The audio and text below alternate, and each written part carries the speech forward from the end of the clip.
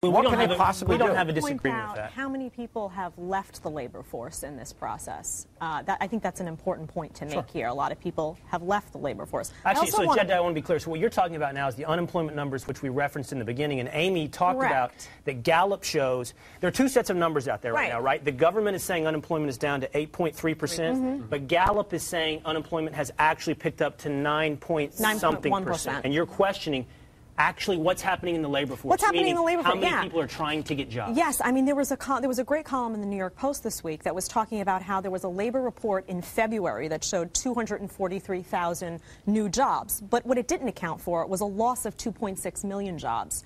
I don't understand how that happens. Maybe you guys can tell me how that happens. Something about seasonal adjustments thrown in there. That's what the columnist is saying. But I think that a lot of times we don't account for jobs lost. We don't account for discouraged workers. We don't account for people leaving.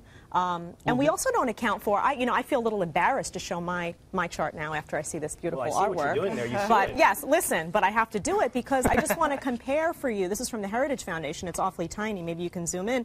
This just shows the difference between a Reagan recovery versus an Obama recovery. So I don't think that the idea here is that conservatives don't want to say, well, yes, we've shown a little bit of growth. We have added these jobs. I think they're showing that Obama's policies are keeping this recovery very tight. Jedediah, why don't you start us off? Well, we have a new Gallup poll out this week that says that half of all Americans consider Obama's presidency to be a failure.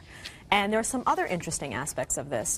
Even the number of those who have said that it's a success, which is about 44%, is far behind the number of people who were saying that about Bill Clinton's administration just before his re-election in '96. You had about 64% saying that for Clinton. So 64 compared to 44 for Obama. And more importantly to me is that 53% of independents said the same thing. So you have 53% of independents saying that Barack Obama's presidency has been a failure. That's going to be a big problem for him come re-election. And I think this goes to what we've been talking about the popularity of the president as a man versus the lack of popularity for his policies. And will the GOP be able to point out the difference between the two? Hey, you might want to grab a coffee with the guy. You might even want to sing karaoke with the guy, but you don't like his policies. So. We'll see what the GOP has in store.